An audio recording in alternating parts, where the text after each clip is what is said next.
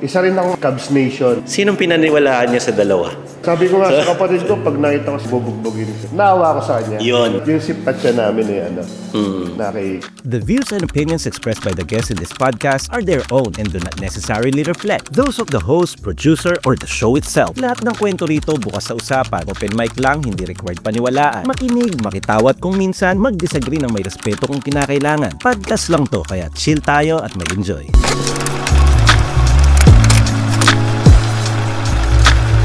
Hello mga Cubs and welcome back dito sa Cubses Channel para sa isa na namang Manyaman Stories, yung pinaka-podcast po ng channel nito. At today ay meron tayong pag-uusapan dahil meron tayong special na bisita. Special? Special. Very, very special po ang ating bisita ngayon. Ipapakilala natin at malamang familiar naman kayo dahil palagi nyo naman siyang nakikita sa Team Canlas kapag bumabiyahe-biyahe kami. Walang iba po kundi si Yui aka Chow Food Crawl. Food Crawl. Welcome dito sa Cubses Channel. First time niya sa Cubses Channel dahil Team Canlas ang palagi mong kasama. Tama. Magkasama tayo doon. Dito naman, merong mga maaanghang minsan na mga kwentuhan. Manghang. Di ako mahilig sa manghang eh. Hindi, dito meron talaga. Wala kang magagawa. Dahil ito po ay isang podcast na no holds barred. Pansin nyo naman, unti-unti, lumilitaw ka sa Team Canlas. Well, hindi muna tayo pupunta sa mga malalalim na kwentuhan, no? Dun, mamaya na lang natin i-tackle yun. Gusto muna nating malaman sa mga viewers natin, sino nga ba si Chow Food Crawl? Si Chow Food Crawl, isa rin akong Cubs Nation nung pandemic. Lagi kaming nanonood ng mga kapatid ko ng Team Canlas TV. Gabi-gabi yan. Ay, pinapanood talaga naman. Kaya kayo yung parang naging inspirasyon namin para magkaroon kami ng channel. Channel namin noon, Sakas TV pa lang. Wala pang, magkakasama kayo doon? Magkakasama kami sa Sakas TV. Wala pang Chow Food Crawl, wala pang E-Tour. Ayun. Dahil tatlo po kasi sila, mga Cubs. Magkakapatid sila. Si E-Tour, Sakas TV, Chow Food Crawl. Sa tatlong yun po kasi na magkakapatid, si Chow Food Crawl po ang panganay at siya na ngayon ang sanay sa harap ng camera. So malamang napapanood nyo si Chow Food Crawl, tsaka si Sakas TV, tsaka si Ito sa mga Facebook nyo, minsan sa YouTube, na hindi nyo lang siguro sila aware. Kasi walang muka. Wala talaga. Kahit yung Chow Food Crawl nun, wala. Bakit ganun yung style na naisip nyo?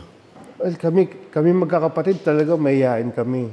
Hindi kayo Hindi talaga sanay. kami. Ayaw namin tumanggap ng bash. Alam mo naman, di ba? Di mo naman maiwasan sa mga tao yan. May yung physical na kanyuan, di ba, ibabash ka. Ayaw namin nun. Pero alam mo naman ng tao, ang mga gagawa ng paraan yan, mabash ka lang. Kahit hindi ka lumilitaw, may bash pa rin siguro. Ganun, totoo. Ginagawa nyo, no? Kaya nga, natuto na lang kami na hindi na lang pansinin. Ganun naman yun. Actually, yun nga sana yung itatanong ko. Paano nyo i-handle ang basher gayong hindi naman kayo lumilitaw sa camera? Nare-reply naman namin sila minsan, pero positive nga lang. Oy. Minsan, reply namin. Good morning. Good morning na lang namin. God bless. Ganon. Yung mga galit na nagko-comment sa mga videos namin. Ganon. Pero kadalasan naman kasi sa style nyo, ang binabash dyan yung tindahan Tindahan, no? Kasi hindi naman kami niya. lumilitaw. Tapos ang nagsasalita naman doon, yung owner. Tama. Kumbaga, sila yung nagbebenta ng produkto nila. Hindi naman kami yung mga food vlogger na, yung mga, alam mo, yung mga meta vloggers na sige, focus muna tayo dyan sa niche niya na yan, no? Yung pagiging content creator niya sa Meta at YouTube na rin. Focus tayo doon. Paano nyo pinipili ang i-feature nyo?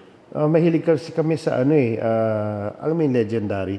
Ang gas-gas na salita. Gas. Legendary, hidden gem, pinipilan. Kasi kami, parang ayaw namin yung, alam mo yun, kami yung nagpapa-viral sa isang tindahan. Tapos, after a month, isang buwan silang pipilaan dahil nag-viral. Tapos nun, wala na, bagsak na. Okay. Kaya kadalasan pinupuntahan namin yung mga sa probinsya, mga legendary. Matagal na talaga kilala. Na kahit hindi mo i-vlog, talagang dinadayo na siya. Hindi naman umasa sa social media yung mga yun. Yung mga ugat na may institution na. Di ba marami naman tayong nakikita ngayon na tulad nila, hindi ko sabihin sila, Diwata, di ba dati talagang pinipilahan. Ngayon, parang medyo Kumbaga nag-base lang kasi sila dun sa time na viral sila. Tapos pag di na viral, wala nang tao. Wala na. Iba pa rin kasi yung, kumbaga, alamat ka na dun sa lugar, parang mas okay yung talk of the town ka na lang kaysa yung nag-viral ka lang. Laguna, Pampanga, maraming ganun. Ganun naman talaga. At saka pansin ko, mga ginagawa ng Chow Food Cron ngayon, more on parang food tourism. Kung ano yung bida dun sa probinsya, hindi siya dahil pinuntahan lang dahil viral. Tama. Kumbaga hindi ka yung binlog mo siya, gusto mo i-vlog to kasi viral. Parang hindi naman gano'n. At parang doon tayo lahat nagkakasundo ngayon. Kaya palagi po kami magkakasama. No? Kumbaga yung pinupuntahan namin, ito pinuntahan ko na to. Try mo. Hindi to viral, hindi to parang hidden gem siya. Yan yung mga, kung ako yung tatanungin, para sa akin, yan yung content worthy.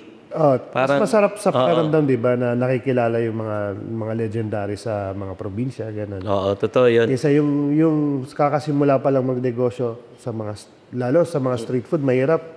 Kasi pag nag-viral sila, ang kasunod niyan, mga enforcer na yung paalisin, gano'n. Kaya medyo ingat din kami sa Manila. Kaya kadalasan kami sa labas talaga ng Manila. Parang nakaka-guilty din kung mahuli siya dahil lang sa vlog mo. Parang kasalanan mo. Parang gano'n. Ayun, cheers muna pala mga Cubs, no? Dito sa Manyaman Stories ng Cubs' channel. Mag-favorite mo lang, May kasamang ganito. Pero sa kanya, parang soft drinks na. Laya, May halo to, may halo. May halo daw hard. Ito po, beer po ito. Yan, parang may kasamang inuman. So, siguro mag-focus tayo sa pagiging creator. Kasi creator ako, creator sila, magkakapatid. At sa circle natin ay mga creator tayo. No? Bilang creator, at sabi mo nga, parang Cubs Nation nga. Fan ng Team Canlas. Okay lang ba itanong anong era ng Team Canlas ang sinusundan mo? Or hanggang ngayon ba? Or may tumigil ka na era? Ang era ko talaga, Cubs Chess, saka Kuya Dex. Yung una? Yung una. OG? OG talaga. Galing ako opisina kasi sa logistics ako nagtatrabaho noon. Pandemic kami, pumapasok kami yung mga kapatid ko na wala ng trabaho. Kada uuwi ako, dala ko na stainless. Sa inyo rin kami natuto uminom ng stainless noon. Po, yung gin. Gin po yun, stainless.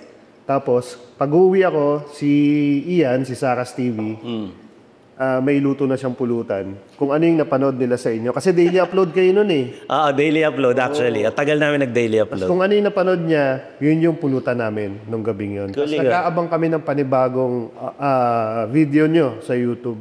Hanggang sa one time, naisip namin napag-usapan namin sa inuman na gawa tayong channel.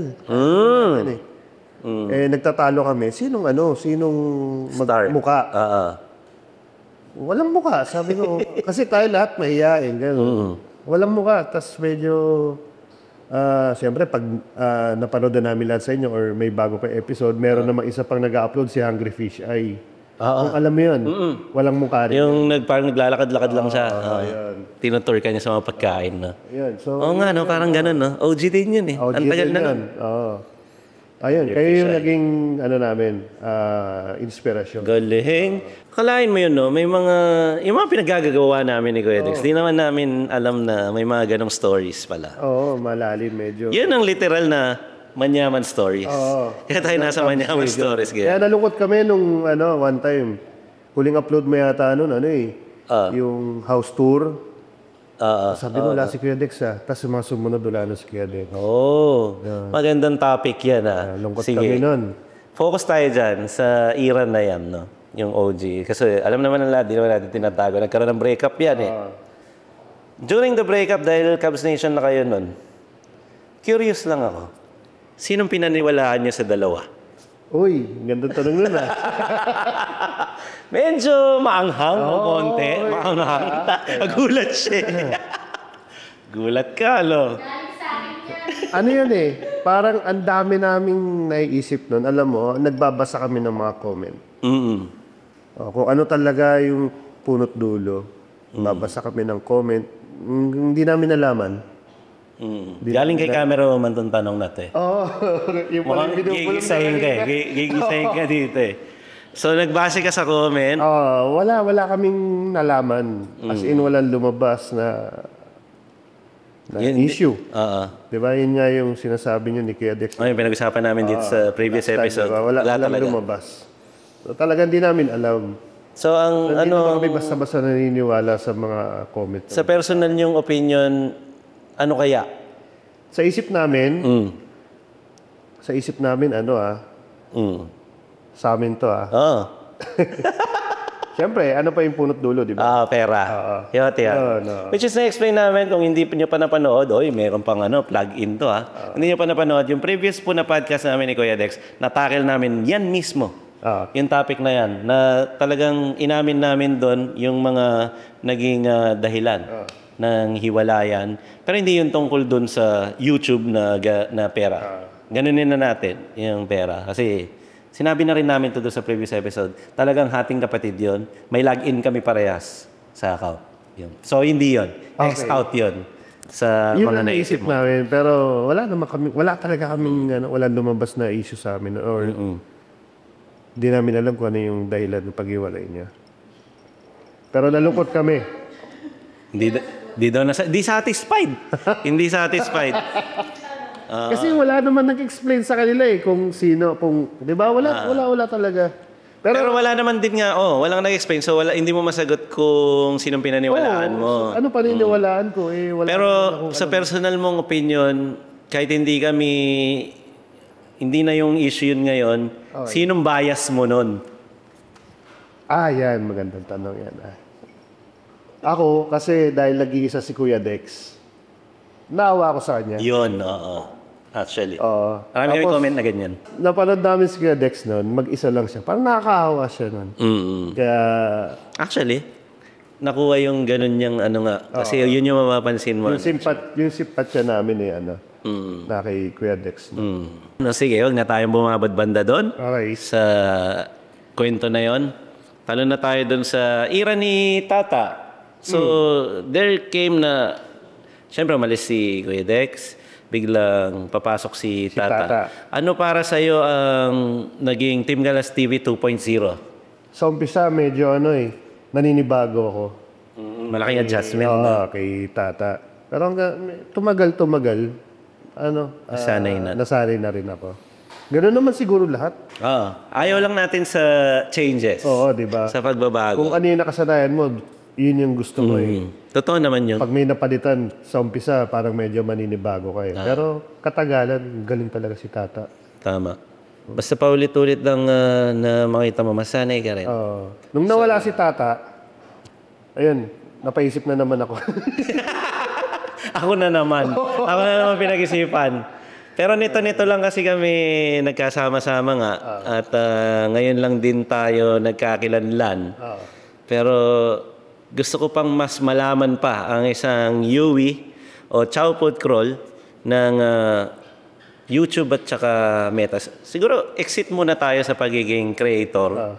Si Yui ay ano siya bago naging creator? Mahilig lang kaming kumain talaga tuwing break time ng pinsan ko. Ayun, hanggang sa kumakain kami, lagi kami kumakain, mahilig talaga kami kumain Hanggang sa naisipan namin na magkakapatid na gumawa ng channel Okay. Dahil kakanood sa inyo. And si Yui, punta tayo dun sa personal life ni Yui. Si Yui ba ay may anak? Meron, 3. Ay, 3 anak ka na. 3. May asawa ko si Millicent. Shout out. Shout out sa'yo. Tapos anak ko si Blitzkrieg, si Stiglitz, si Sputnik. Ang ganda ng mga pangalan. Anong nun? Parang inspiration? Mahilig ako manood ng mga history kay Hitler. Kaya Blitzkrieg. Blitzkrieg, gusto ko yung ginawa niyang taktika na yun parang bawal sa YouTube yun. Si Stiglitz naman sa German movie ni Quentin Tarantino. Siya naman yung pumapatay ng mga Germans. Grabe ka na brutal. Grabe yung mga inspirasyon mo. Pinayala ko sa anak ko. Si Sputnik naman, nataon na nasa tiyan pa lang siya ng nanay niya. Sabi ko, Sputnik papangalan ko dito.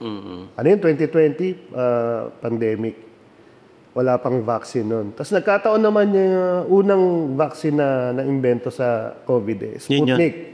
Sputnik. Pero nasa dyan pa lang siya, Sputnik na gusto kong pangalan sa kanya. So, kasi, safe na siya paglabas niya. Siya si Sputnik Russian, tawag dito, satellite, tama? Ah. Pero sa totoo, yung lolo ko, Sputnik siya. Si Sputnik siya sa Makati. Sa gang. Gang, Oh, Sputnik, nakakatakot pala. Alam niyo po, kaibigan talaga nating matalik po, no? Hindi, hindi ako tulad na. Teka lang, napahinim ako. Teka lang, Siya nga pala, thank you sa Le Clement sa ating venue for today kay TJ. Uy. Ayan po, Team Good News. Ayan, nandito tayo sa kanyang magandang place. At nilagay pa niya ang ating Manyaman Stories dito sa likod. At pwede kayo mag-book online kung gusto niya sa Le Clement. So, may commercial pa kami. Balik tayo sa ating podcast. Again, Yui ng Chow Food Crawl and kwento mo naman yung mga kapatid mo. Itur tsaka Zakas TV. Itur tsaka Zakas. Ayun nga, Itur. Zakas una naming channel sa YouTube. Tapos si Ian, si Seus, ako, tatlo kami noon. Hanggang sa nagkanya-kanya kami kasi nga sa isang YouTube channel tapos tatlo kayo mahirap, di ba? Kumbaga sa amin nung na-monetize kami parang kaya naman natin gumawa ng kanya-kanya. Totoo naman. Oo eh. Nag-YouTube din ako, si Itur wala eh. Na-monetize ako sa YouTube pero parang medyo nag-ano ko sa Meta ngayon eh. Medyo mas pumalo ako sa Meta kaya napabayaan ko na rin yung YouTube ko.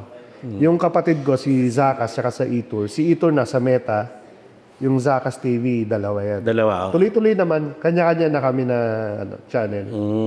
At sa mga hindi nakakaalam, no, ang Chow Food Crawl po sa Facebook ay 1.3 million. No. Dami nun. Anong feeling nung na-reach mo yung 1 million?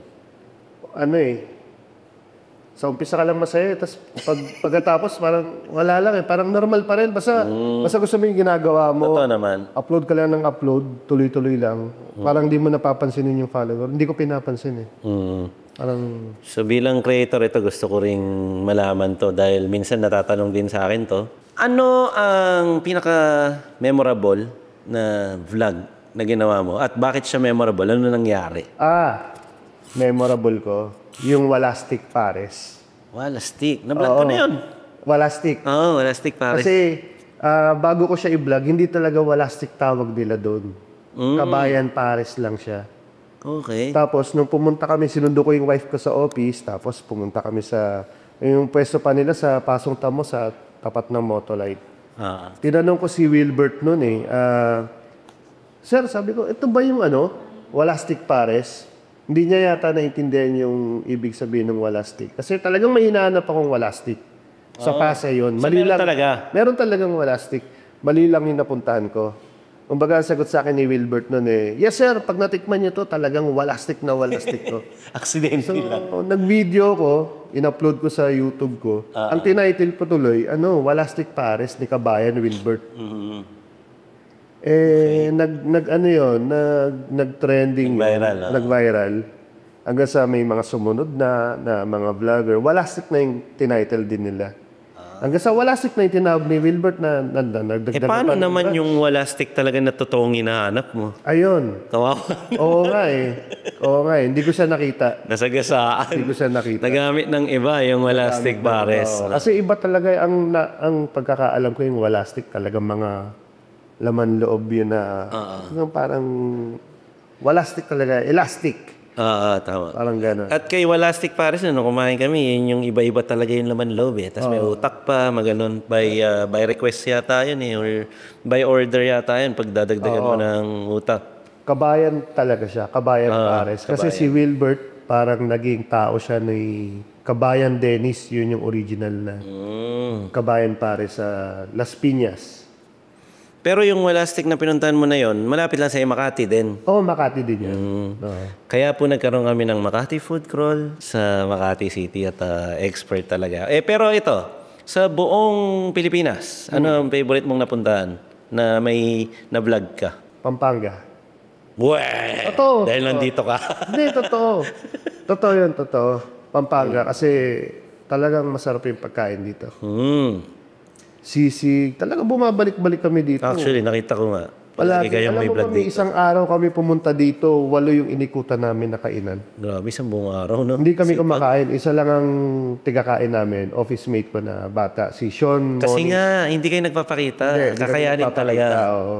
Kami Isang hindi araw, pwede. talagang siya lang kumakain na halos masuka na siya. Si Sean Moniz, kamusta ka? Shout out. Umamin ka. Ginagaya niya yung mga luto nyo rin. Ganon? Uy, shout out, Pag Sean. nagsashot kami sa office. Dati kasi, pulutan ng mga target namin sa content, no? Yung nagluluto kami ni Kuya Dex noon. Pati naman din si Tata, may era na nagluluto kami ng pulutan. So, yun yung ano namin kasi dati, parang main content hanggang sa nauso na ngayon kumakain. Talaga pag may gagawin kaming pulutan sa inyo kami natin. Anong pulutan niya? Yung pinakauna? Pinakauna? Hindi, yung ginagawa kasi ni Sean, dinakdakan eh. May mga dinakdakan din kami. Yung insarabasab, yung mga ganon. Pulpog, yung mga ganon. Kakamukha yun eh. Sarabasab, pulpog, parang parehas tayo, parang liempo na nilagyan ng mga panimpla. Parang may toyo pa nga yata yun, o suka. Yun yung mga naluto din namin nun sa backyard. So biglang talon tayo ulit dun sa una, no? Pag-ganon-ganon yung ating podcast, no? Pag-ganon-ganon. So medyo babalik tayo doon. Kanina natanong natin paano siya naging content creator or ano muna naging trabaho niya bago siya naging content creator. Ngayon naman ang tanong, sabi mo logistics ka. Ginawa mo ba yung Chow Food Crawl habang nasa logistics ka, tapos pinagsabay mo, paano bumitaw yung isa? Pinagsabay ko siya. Tapos, kasi pandemic na, nakakalabas kami, logistics. Minsan, kapag may mga deliver sa Bicol, Ilocos, nagpipresenta na ako sumama. Sinasabay ko yung Chow Food Crawl. Para ma-vlog. Para makapag-vlog ako doon. Ayun, hanggang sa katagalan, medyo okay naman yung... Naramdaman mo na? Oo, naramdaman ko naman na medyo kaya na. Bumitaw na ako sa opisina. Ganyan din ang experience ko. Nag-focus na lang ako dito. Sa una kasi, pagsasabayin mo siya. Oo. Tapos nun, pagkita mong medyo umu-okay na itong para hindi mag-suffer at magtuloy-tuloy ka dito, Tama. bitawan mo na muna yung, sacrifice mo na yung isa. Oo. Para walang ma-compromise. Ganun. Parang ano lang yan, pag-ibig. Hindi pwedeng dalawang sabay. Pipili ka ng isa. May nakangiting direktor sa likod ng camera. Totoo naman yun. Dapat, isa lang. Ayun. Katulad din sa buhay. Wala ako dyan. Ayun, so siguro dyan na muna magtatapos sa ating Manyaman Stories. Totoo namang manyaman yung nangyari, no? Oo. Puro pagkain ang pinagkwentuhan, puro tungkol sa food content or bilang creator, tungkol sa mga na-vlog at mga nalibot na lugar. So, talaga namang Manyaman Stories po. Kaya maraming salamat po. Yumi Zacarias ng Chow Food Crawl at shoutout na rin sa Itor at sa Akas. Yung mga kapatid ko, shoutout sa inyo. So, mamaya-maya po ay babalik din po siya ng Manila. Nasa Pampanga po kami ngayon. Kaya maraming salamat. Ingat po. Ingat kay Chow Food Crawl sa pag-uwi. At sana, sa susunod, ay makasama ulit natin siya kasama ang mga kapatid niya. Kasama po si Itor, Zakas TV. Tinatawagan na po natin ang pansin. Si Zakas TV dahil napanood ko siya sa isang upload ni Kuya Dex. Hindi siya nagsasalita. Baka naman sakali, special request dito sa Cubs Chess Manyaman Stores. Makapagsalita at marinig naman ang boses mo, Zakas TV, at ang istorya ninyong magkakapatid. Yan, medyo bitin pagka wala sila eh. So kailangan mas kompleto, mas magiging makulit. Yan. Shoutout na rin kay Kuya Dex na baka nanonood ngayon itong podcast natin. Abang-abang lang dito sa Cubs Channel. Wala ako palaging consistent na may upload pero hanggat kaya, bibigyan namin kayo ng magandang istorya. Uy, rhyming. Ayos. Ganda ng rhyming. Hindi kasi nasadya yun mga Cubs. Pero maraming salamat. Again, Chow Food Crawl po. Subscribe nyo po sa YouTube at saka sa kanyang Facebook. Same name lang, Chow Food Crawl. May TikTok din ako at Instagram. Yun. Yan. Pakilagay na lang direct ang kanyang Instagram at saka TikTok. Napabusangot ang ating director. Maraming salamat, Cubs Nation. Cubs Nation, palagi, thank you very much. We love you all 1 million times at hanggang sa susunod na podcast na pagsasamahan natin dito sa Cubs Channel and sa Team Galas TV na rin. Maraming salamat. Talaga naman, Panyaman Kenny. Bye. Peace out po sa inyong lahat. Bye-bye! Alright, inuman na!